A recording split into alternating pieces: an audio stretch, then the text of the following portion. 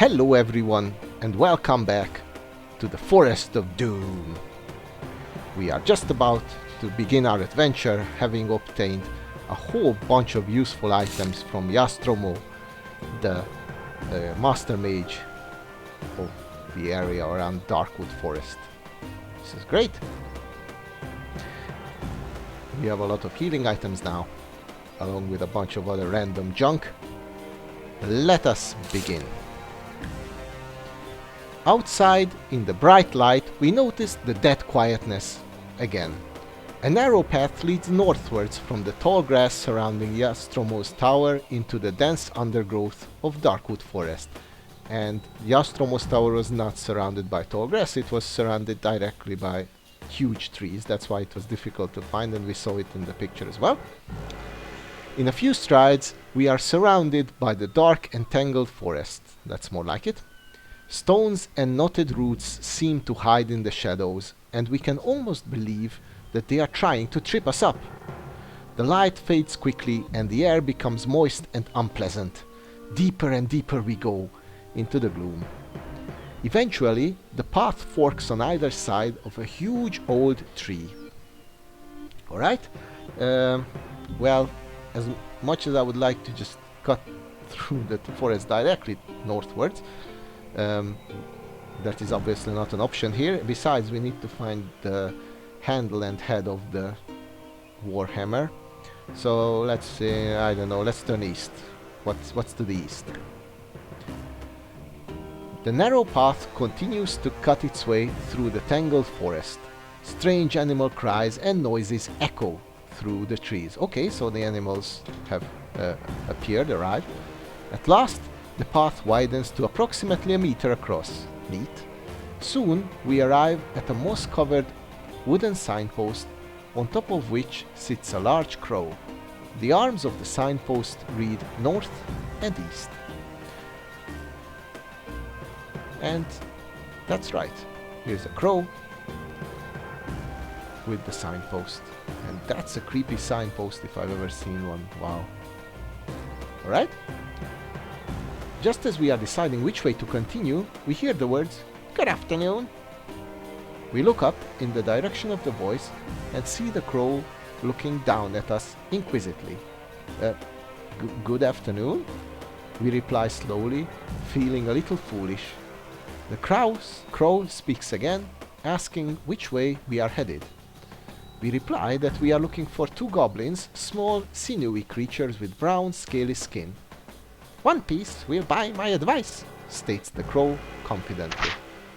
Okay, I have a lot of questions, but you know what? We have money to burn.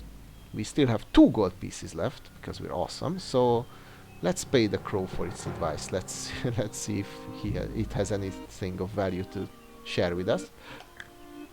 We put the gold piece on top of the lovely signpost as requested by the crow, after which it says, "Go north." We ask the crow why it needs gold pieces, and it replies that it needs 30 gold pieces to pay Nostromo to turn it back into a human again. We bid the crow farewell. Alright, so it's probably was wise that we didn't get on the bad side of Nostromo. We could have ended up as a crow or worse. And that also explains why the signpost looked the way it did. Probably it's that this person turned into the signpost. His arms are pointing the way. And presumably this crow could, well, it could have seen a goblin. I'm not sure if it saw the goblin we needed, but we have no better indication to go. I don't think it lied to us, so it could have been wrong or mistaken, but there is no advantage for him to lie to us, so that's the best lead we're ever gonna get. So let's go north as advised by the crow. Walking along the path, we hear footsteps and arguing voices ahead of us. Wow, okay, alright. Immediately we find some commotion. Let's try to meet the owners, and if they are some evil creatures, let's dispose of them and settle their arguments like that. We draw our sword and prepare to meet the owners of the arguing voices. 2 tall, spindly creatures appear clad in tattered cloth over which they wear chain-mail jackets. They see us and instantly stop their argument, because they are hobgoblins, and they draw their swords to attack us. Alright, I'm going to go out on a limb here and say that the crow was referring to these creatures. I'm also going to go out on a limb and say that they are, since they are not regular old plain goblins, you know, default level goblins, these are not the creatures we seek. But anyway, here they are, and we have no other way out but to fight. We could run away, but we are no cowards. And there's no need to run away with the skill level of 6. The first hobgoblin at least is not a threat to us. Ah, shit.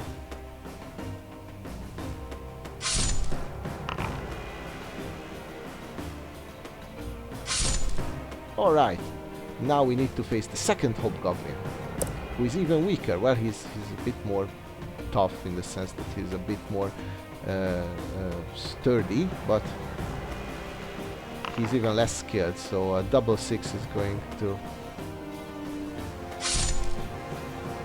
do some nice damage to it. Alright.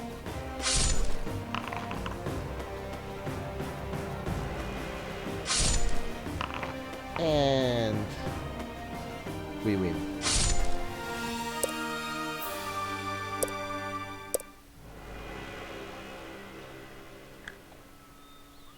We search through the pockets of the hobgoblins and find 3 gold pieces, a tiny brass flute, and 2 Megatridden biscuits, which will restore 1 stamina each. Yummy, yummy, yummy. There is also a necklace made out of mouse skulls around one of their necks. Okay, so first of all, we have gained some gold, which is fine. And we have also gained some Megatridden biscuits, which is, you know, the perfect fare for vagabonds like us. It's our favorite evening meal. But whatever, it's going to restore some stamina, so why am I complaining? We also took a mouse skull necklace because well, because we can carry it, and we are not picky in what we find and what we take along with us. Let's proceed on the path. To the left of the path, we notice a large hole in the ground with a diameter of some 3 meters. Walking over to the edge of the hole, we see it sloping off into the depths of the earth. Let's walk down this hole. It looks interesting. Well, it doesn't, but maybe it is. And if it's not, then we can just return here. As we descend into the hole, we notice large amounts of slime secreted by some huge creature. Alright? Don't tell me this is a wormhole this size. Well, we are going to carry on. We are not cowards. Let's proceed. The slope is steep, and we slip on the slime, tumbling head over heels down to the hole, to the bottom, into a large earthen cavern. We jump to our feet and are alarmed to see the shiny tip of a poison barb on the tail end of a huge stingworm coming straight at us. The stingworm is about 5 meters long and has huge yellow segments, but all we care about is protecting ourselves from the barb. There is no time to scramble out of the hole. We draw our sword. And this looks like a huge earthworm with, yes, with a sting at the end. Probably not the most intelligent or skilled creature we are going to face on this adventure. Well, we are here to murder some evil creatures and fight some dangerous animals. This is the latter type. And it is indeed quite dangerous. It's a skill level of 8. Probably it squirms around, moves around pretty well. But that is not going to protect it from our awesome sword and our awesome swordsmanship skills. And we defeated this gargantuan horror without so much as a scratch being suffered by our awesome warrior selves. We walk around the lifeless bulk of the worm to examine the contents of its lair. There are several skeletons, perhaps those belonging to other unfortunate adventurers. Sad. By the side of one of them, we find a leather backpack. Inside the backpack, we find 4 gold pieces and a small corked bottle containing a colorless liquid. And if we have learned anything at all in about adventures, we know that whenever you find some kind of bottled liquid on a dead body, you need to immediately consume it because it's gonna be advantageous for you, beneficial for you. So let's do just that. We look at the bottle in our hand and then quickly gulp down its contents. No way back now. We wait several seconds for some reaction, but nothing happens. However, when we come to pick up our sword, which we had put down in order to examine the backpack, a surge of confidence runs through our body. This liquid is a potion of weapon skill, which adds 1 point to our skill. Wow, awesome! Taking the gold, we scramble up out of the earthen cavern to the path above and continue our journey northwards. This is great! And for some reason, this app actually gives us 2 bonus points of luck. I'm not sure, of skill. I'm not sure if this is in error or they should have written 2 points of skill.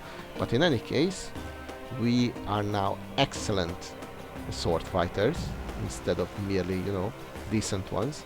So I don't think we have anything left to fear in this forest. Let's proceed. We emerge from the slain stingworm's lair into sunlight. We have to stop and blink for a few moments before our vision clears and we can continue on our way.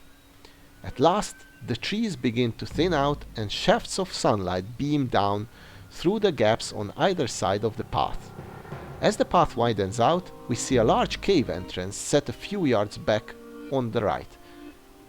Alright, so far everything we have examined, everything we have found, we had to fight something and then we gained something extremely beneficial. I see that this as a kind of a trend that I'm definitely not willing to break, so let's examine the cave, see if our luck continues. Slowly, we peer into the cave and see the huge shape of an ogre walking slowly over to a wicker cage with a bowl of water in his great hand. He is dressed in animal furs and carries a stone club in his belt. There appears to be a small creature jumping around inside the cave. And this creature is not particularly small, is definitely not jumping around in this tiny cave.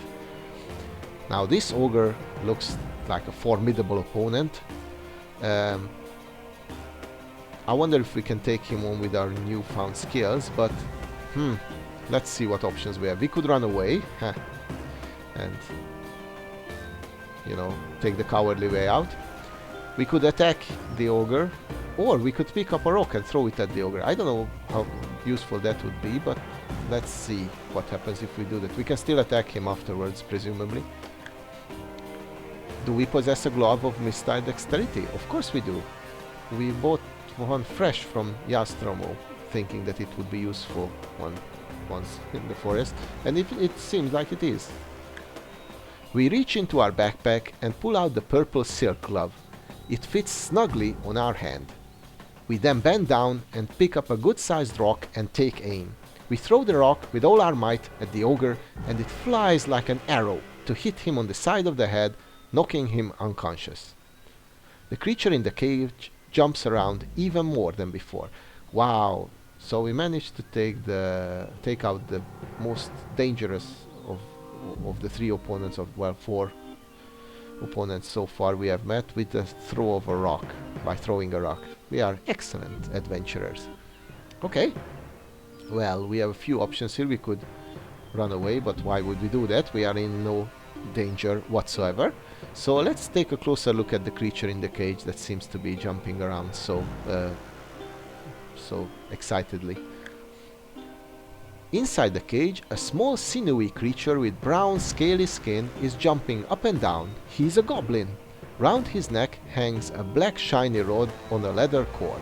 Okay, well, we need to hunt goblins, so let's unlock the cage door and try to talk to this miserable wretch to see if he knows everything. Maybe it's him we are looking for, maybe it's some other goblin, but let's try to engage in conversation with him. We unlock the door and step back, drawing our sword in case the goblin tries to attack us.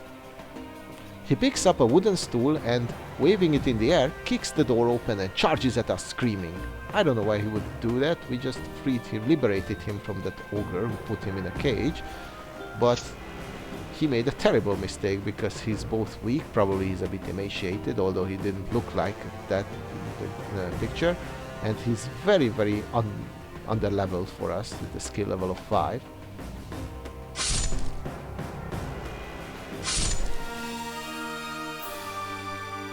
Yes, this was not a real battle, this was more like a butchery. We win!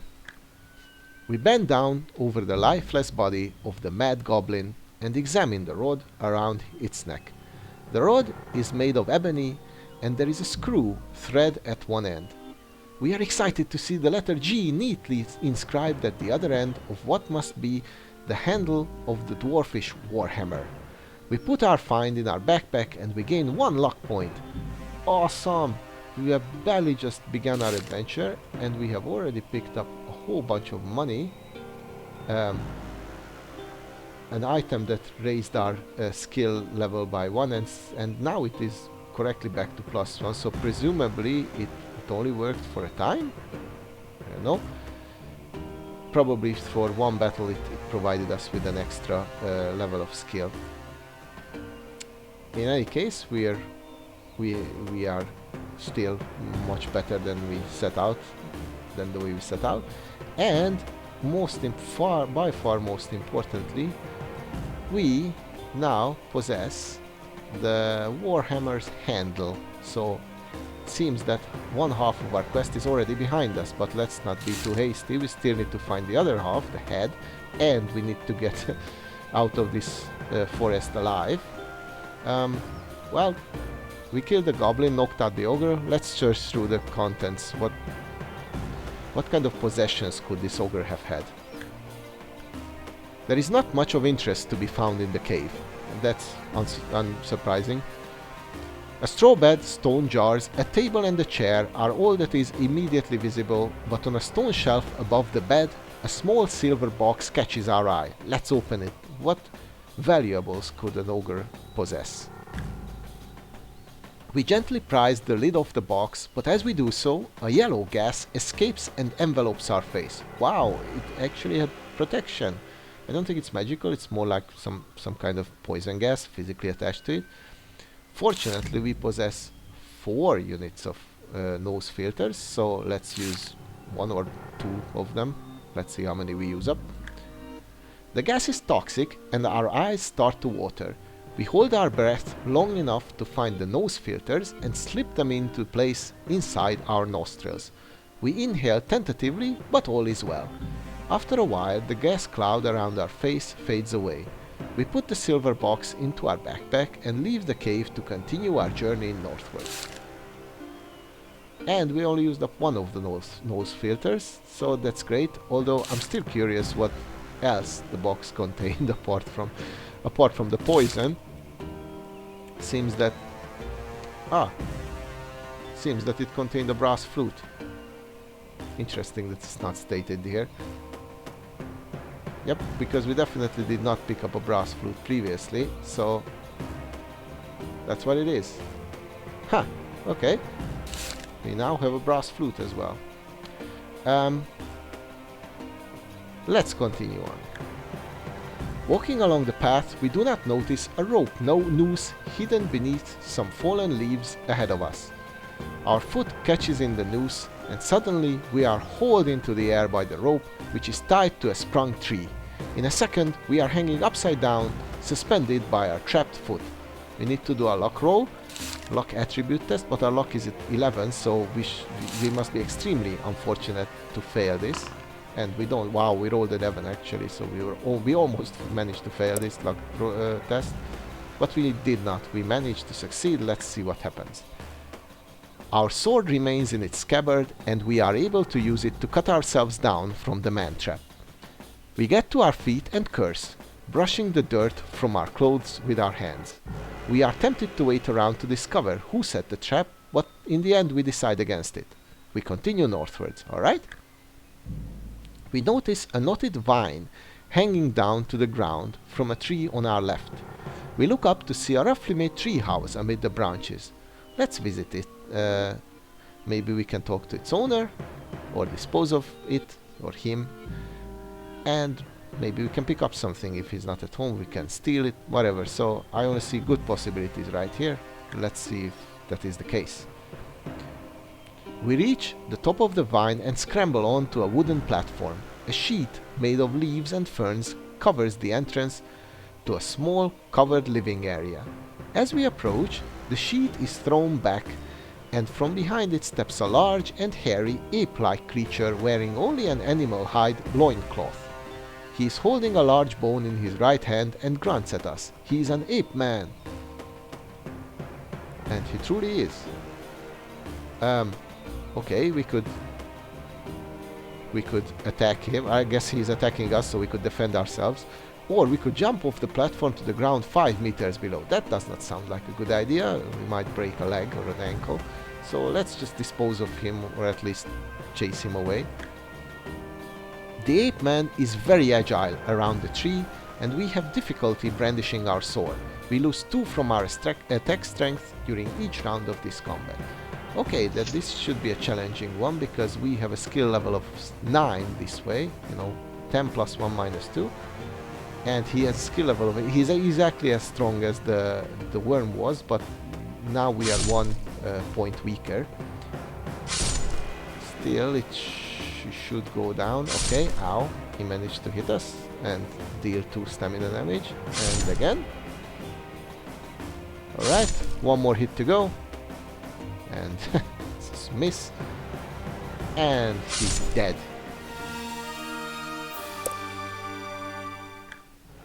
We step over the body of the ape man and enter his living area.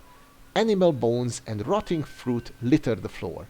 The ape man's bed is made of moss and lichen and seems to be crawling with bugs, so we are not going to spend some time lying around here. We shudder and step back out onto the platform. We then notice a copper bracelet around the ape man's wrist. And obviously, a copper bracelet is something we have always desired in our lives, so let's put it on our own wrist and see what happens. We twist the bracelet into place on our wrist. A powerful feeling surges through our arm and makes us jump. Our arm feels strong. We now possess a bracelet of skill, which will add 1 point to all future die rolls. So basically, we gain 1 point of skill as long as we wear it. We now climb down the vine and continue northwards along the path. And that's awesome. Now we are truly back up to the skill level of 12, and this is correctly calculated this time. Yeah, so this bracelet of skill, I don't know why it's not listed under the equipment, if the potion is, but whatever. I'd say it was worth suffering 4 stamina damage for this item. And now we can continue our journey. Soon the path leads out of the trees onto a large plain with tall grasses. Okay. Beyond it, we see rising ground, and further off, some low hills. The path splits and goes in 3 directions. Okay, so it seems that this forest has a huge kind of clearing in the middle, obviously, or we're not in the middle or somewhere inside, and we have just reached it. This is I'd say a great place to stop the video right here, to make a break, sit down, take a breath, cater to our wounds, tend to our wounds, and yeah, and bask in the glorious success that we have already enjoyed. I'm going to make the cut of the video right here. I thank you all for watching, and I'll see you all next time. Bye bye.